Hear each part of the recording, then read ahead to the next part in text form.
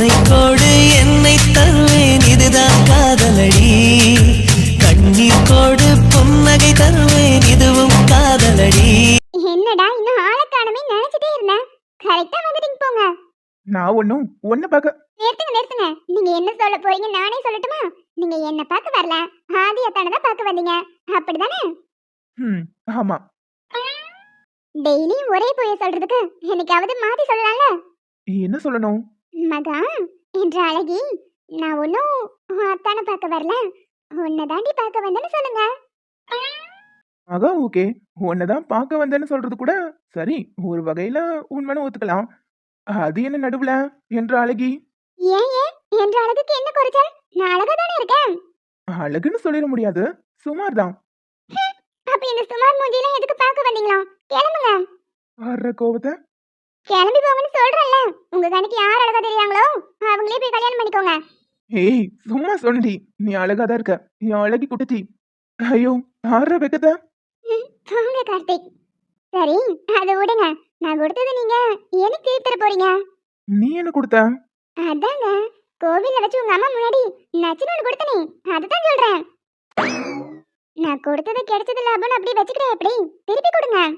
ஏய் ஹோல பரவாயில்ல, அன்னைக்கு கொடுத்ததே தப்பு, இதுல திருப்பி வேற கேக்குறியா? நான் கொடுத்ததை நான் திரும்பி கேட்கிறேன். உங்களால கொடுக்க முடிஞ்சா கொடுங்க, இல்லைன்னா அதுக்கும் சேர்த்து நானே கொடுத்துட்றேன். அம்மா இதெல்லாம் எங்க இருந்து கத்துக்கிட்டு வர? நீ காலேஜுக்கு படிக்க போறியா இல்ல இதெல்லாம் கத்துக்க போறியா? இதுக்கு என்னத்துக்கு காலேஜுக்கு போகணும்? வீட்ல உட்காந்து கொரியன் சீரிஸ் பார்த்துட்டு இருந்தாலே போதும், அதுலயே பாதி கத்து கொடுத்துருவானுங்க. இதெல்லாம் மட்டும் நல்லா தெரியுது.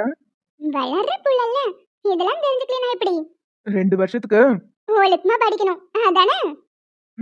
அதேதான். எத்தனை வாட்டி தான் இதே சொல்லிக்கிட்டு இருப்பீங்க?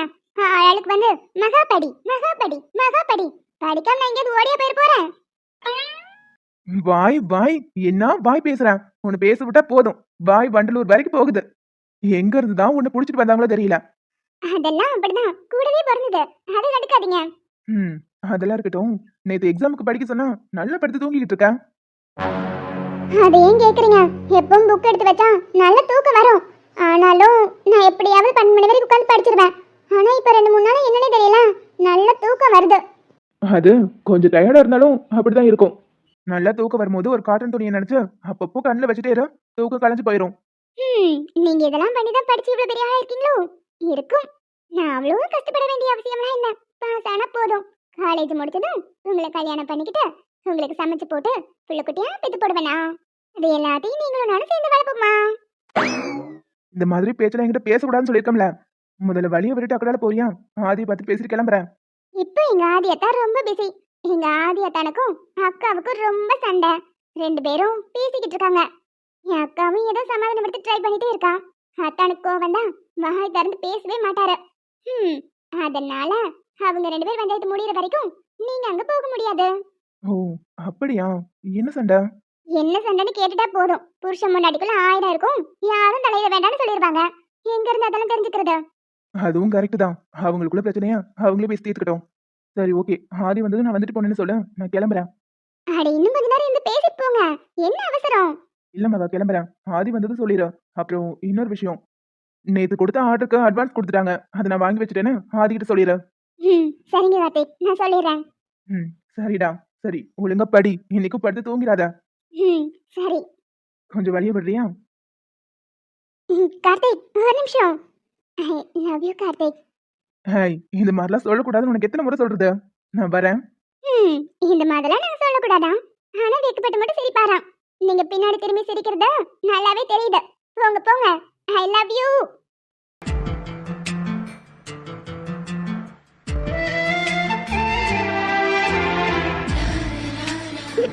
ஆளி முஞ்சி முகரையும் பாரு. நம்ம அப்படி என்ன பண்ணிட்டோன்னா இப்படி நம்ம மேல கோவமா இருக்காரு. இப்ப பார்த்தாலும் போன, இப்ப பார்த்தாலும் கையில இந்த போன் வேற. இந்த போனை கண்டுபிடிச்சவன் மட்டும் என்ற கையில கிடைச்சான், அவனை என்ன பண்ணுவனே தெரியாது. இந்த போன் இருக்கிறனால தான் நம்மளை கண்டுக்காம நிற்கிறாரு. அதை தூக்கி போட்டு உடைச்சலாம் போல கோவம் வருது. கல்யாணம் முடிஞ்ச புதுசுல நம்மளே கோச்சிக்கிட்டு போனாலும் பின்னாடியே வந்து சமாதானப்படுத்துவாரு. இப்போ நம்ம இவர் பின்னாடி போக வேண்டியது இருக்கு. எல்லாம் என் தலை எடுத்து. என்னங்க என்னங்க சாப்பிட வாங்க. சாப்பிட்டுட்டு வந்து அப்புறம் என் மேல கோவப்படுவீங்களா? ஏங்க உங்களுக்கு தான். எனக்கு சாப்பாடு ஒண்ணும் வேண்டாம். ஹை மாமா, நீங்க கிட்ட பேசிட்டீங்க. நான் ஒண்ணும் பேசலையே. இதோ இப்ப கூட பேசித்தானே இருக்கீங்க. மாமா சாப்பிட வரீங்களான்னு கேட்டதுக்கு எனக்கு ஒன்றும் சாப்பாடு வேணாம்னு சொன்னீங்கல்ல, எனக்கு அதுவே போதும். ஒரு வார்த்தையாவது பேசுனீங்களே. 2-3 நாள் நீங்க பேசாம நான் ஒரு சுத்தி இழைச்சே போயிட்டேன். இப்பவாது என்கிட்ட பேசணும்னு தோணுச்சே. ரொம்ப தேங்க்ஸ் மாமா. நான் தான் உங்ககிட்ட பேசலங்கிறல, ஏதோ தெரியாம பேசிட்டே விடு. பேசலன்னு சொல்லிட்டு திரும்ப திரும்ப பேசுறீங்க பாருங்க. திவ்யா, கடுப்பு கிளப்பாம போயிரு. நீ பண்ண வேலைக்கு நான் பேசக்கூடாதுன்னு நினைச்சேன். ஆனா சாப்பிடாம கிடக்கல, அதான் பேசிட்டேன். ஒழுங்கா போய் நீயும் சாப்பிடு. ஓ, சார் என்கிட்ட அதுக்காக தான் பேசுனீங்களா? நீங்க எப்பவும் போல என்கிட்ட சிரிச்சிட்டு பேசுங்க, அப்பதான் நான் போய் சாப்பிடுவேன். இங்க பாரு திவ்யா, நீ ஒன்னும் சின்ன குழந்தை கிடையாது. உனக்கு ஒவ்வொன்றா சொல்லி புரிய வைக்கிறதுக்கு. ஒன்று மேல உள்ள கோபம் எனக்கு குறையவே இல்லை, அது அப்படியே தான் இருக்கு. நீ சாப்பிடணுங்கிறதுக்காக தான் நான் இப்ப பேசினேன். அதை அட்வான்டேஜா எடுத்துக்கிட்ட சும்மா ஓவரா பேசாத, போய் சாப்பிடு. நீங்க இதை சிரிச்சிட்டே சொல்லுங்க, நான் போய் சாப்பிடுறேன். இல்லைன்னா இப்படியே தான் நிப்பேன். முடியாது திவ்யா. அப்படின்னா என்னாலையும் சாப்பிட முடியாது. ஏடி, உனக்கு ஒரு தடவை சொன்னா புரியாதா? அப்படியே அரைஞ்சிடவை, போய் சாப்பிடுங்கிறல. நீங்க வந்த வேகத்தை பார்த்தா என்ன அடிச்சிருவீங்கன்னு நினைச்சேன். பரவாயில்ல மாமா, என்னதான் கோவம் வந்தாலும் கண்ட்ரோல்டா இருக்கீங்க. அடைக்கிற கை அணைக்குமா? சி லூசு. நான் லூஸ் தான் மாமா, உங்க மேல. இப்ப என்ன தாண்டி ஒன்று பிரச்சனை? நான் தான் உங்ககிட்ட பேசிட்டேன்ல, போய் சாப்பிட்டு தான் தொலையேன். மாமா நான் சாப்பிடுறேன். நான் சாப்பிடுறது மட்டும் இல்ல, உங்களுக்கும் சாப்பாடு பரிமாறேன். ஆனா என்ன ஆனா? நீங்க ஒரே ஒரு முறை சிரிச்சுக்கிட்டு பேசுங்க, அப்பதான் நான் போய் சாப்பிடுவேன். அதெல்லாம் முடியாது. அப்ப என்னாலையும் முடியாது. திவ்யா, கோவத்தை கிளப்பாத, அப்படி கழுத்து நினைச்சு கொன்றது போறேன். நீ கொன்னா கூட குத்தவும் இல்ல, நீ சொன்ன சாகும் இந்த புள்ள. என்னடி கொடுப்பேத்தி பாக்குறியா? எதுக்கு மாமா உங்களுக்கு அடுப்பேத்தணும்? எனக்கு என்ன அவசியமா சொல்லுங்க. அந்த வேலையை தான் தினமும் உங்க அம்மா பார்த்து விடுறாங்கல்ல. நீங்க இப்படிலாம் என்ற மேல கத்தணுங்கிறதுக்காக தான் அவங்க அப்படிலாம் பண்ணாங்க. அதுக்கேத்த மாதிரி நீங்களும் நடந்துக்கிறீங்க. ஏன் அதி, படிக்கிற வயசுல யாருமே காதலிக்க கூடாதா?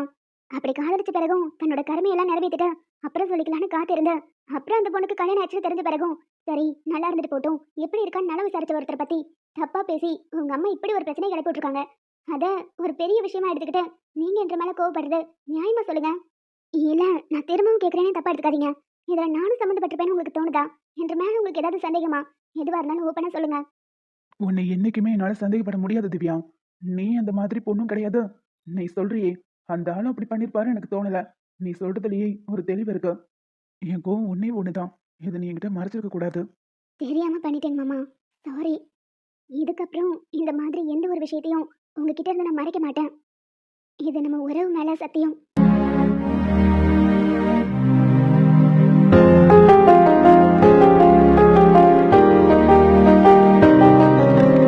ஏன் மாமா, இனி என் மேல நம்பிக்கை வரலையா? உன்னை நம்பாம வேற யாரடி நம்பிட போறேன்? என்னோட கோவத்தை ஒரு நாள் கூட தாக்குப்பிடிக்க விட மாட்டேன். என்னது ஒரு நாளுங்களா? 2-3 நாளா என்கிட்ட நீங்க பேசவே இல்ல. இப்பவாவது பேசணும்னு தோணுச்சே. சரி வாங்க சாப்பிட போலாம். சரி, சாப்பிட போறதெல்லாம் இருக்கட்டும். இன்னைக்கு ஏதாவது ஸ்பெஷல் இருக்கா? நான் ஒண்ணு மன்னிச்சிருக்கேன். இதுக்கு மட்டும் குறைச்சல இல்ல. அன்பே இருவரும் பொடி நடையாக அமெரிக்காவை வலம் வருவோம். கடல் மேல் சிவப்பு கம்பளம் விரித்து ஐரோப்பாவில் குடி புகுவோம். நம் காதலை கவி பாடவே செல்லின் வைரனின் கல்லறை துவக்கத்தை கலைத்திடுவோம். விண்ணை இந்த சத்திய கொடுத்த சாக்லேட் சாப்பிட கூடாதுன்னு நினைச்சாலும் சாப்பிடாம இருக்கவே முடியல. என்னதான் பண்றது? இது பார்த்தாலே சாப்பிட தோணுது. இந்த சாக்லேட் அவ்வளோ டேஸ்டா இருக்கு.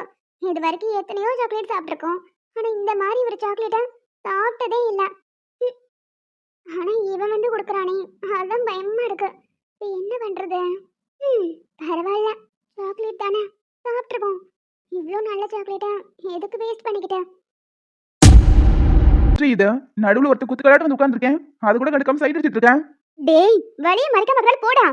ஏய், நான் உன் அண்ணன்டி. அண்ணன்தான்? யார் என்னன்னு சொன்னது? முதல்ல மறைக்க மக்கள் போறியா இல்லையா? ஆகவலி, போன வாரம் அவனை பத்தி நீ என்ன சொன்ன? அவன் ஒரு பொறுக்கி, அவன் முன்னாடி நான் இனிமே போகவே மாட்டேன், அவனுக்கும் எனக்கு எந்த சம்மந்தமும் இல்ல, இனி எனக்கு அவன் வேண்டாம், அவன் யாரோ நான் யாரோன்னு சொல்லி ஒப்பாரி வச்சுக்கிட்டு இருந்தேன். இன்னைக்கு என்னடான்னா அண்ணன் கூட மதிக்காம அவனை சைட் அடிச்சிட்டு இருக்கேன். இத்தனைக்கும் அவன் வீட்டு பால்கனில நின்னு அவனை திரும்பி கூட பார்க்கல, போன் தான் பேசிக்கிட்டு நிக்கிறான்.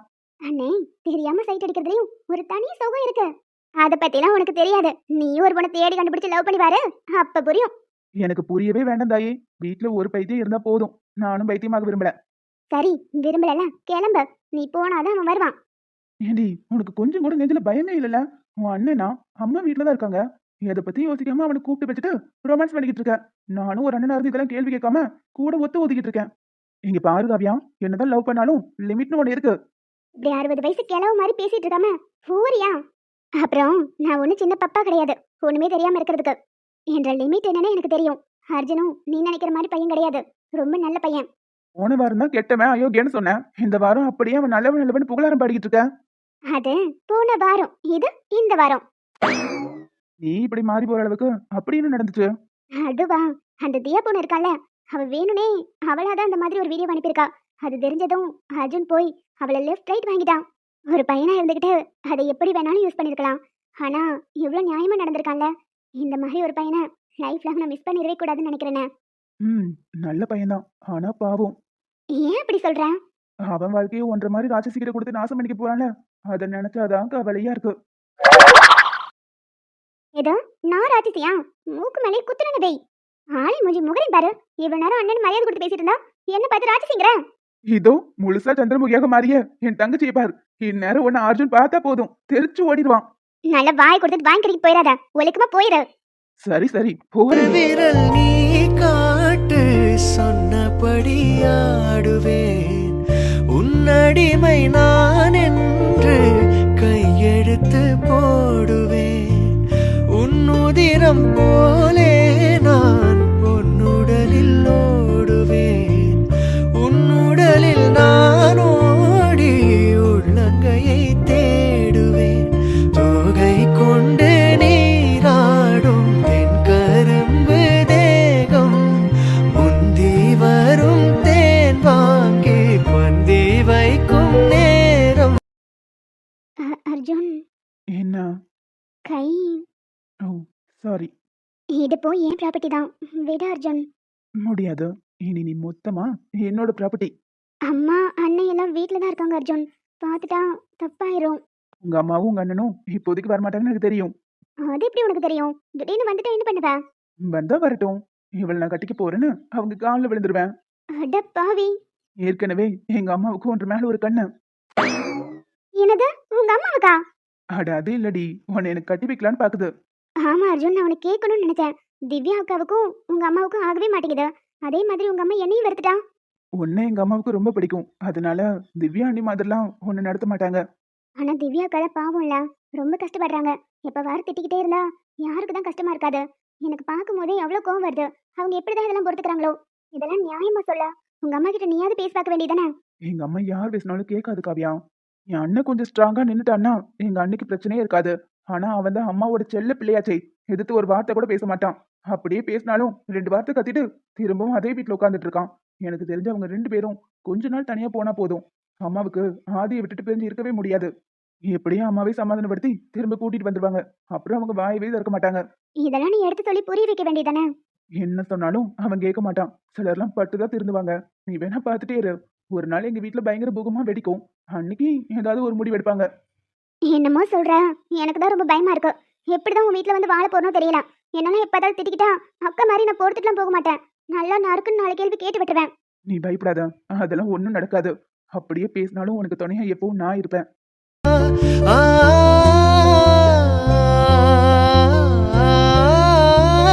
என்ன அப்படியே சைலண்ட் ஆயிட்ட? I love you Arjun. I love you டுடி. ஒரு நாளும் உனை மறவாத இனிதான வரம் வேண்டும், உறவாலும் உடலுயிராலும் பிரியாத வரம் வேண்டும். டே மச்சான், இவ்வளவு தெரியுதானு பாரு. யூடியூப் செலிபிரிட்டி ரதி தேவி செம்மையா வந்து மாட்டியிருக்கா. ஏண்டி பிராங்க் பண்றேன்னு ஊர்ல உள்ளவன்லாம் போய் நிப்பல்ல, இன்னைக்கு எங்க கிட்ட வசமா மாட்டினியா? பாருங்க சார், அது என்னோட ப்ரொஃபஷனல். சரி, உன் வேலையாவே இருந்துட்டு போட்டோம். பாக்குறதுக்கு தலை தள்ளன்னு தக்காளி பழம் மாட்டம் அழகா வேற இருக்க. ஒரு நைட்டு கம்பெனி கொடுத்துட்டு போயேன். என்னங்க சார் விளையாடுறீங்களா? வழிய விடுங்க முதல்ல. இந்த தேவையில்லாம என்கிட்ட வம்பு எடுத்தீங்கன்னா போலீஸ் ஸ்டேஷன்ல கம்ப்ளைண்ட் பண்ணிடுவேன். தாராளமா போய் கம்ப்ளைண்ட் பண்ணு. கைய பிடிச்சிருத்த கட்டி பிடிச்சேன்னு என்ன வேணாலும் பண்ண. ஆனா நாங்க பண்ணி முடிச்சுக்கிறோம், அப்புறம் போய் கம்ப்ளைண்ட் பண்ணு.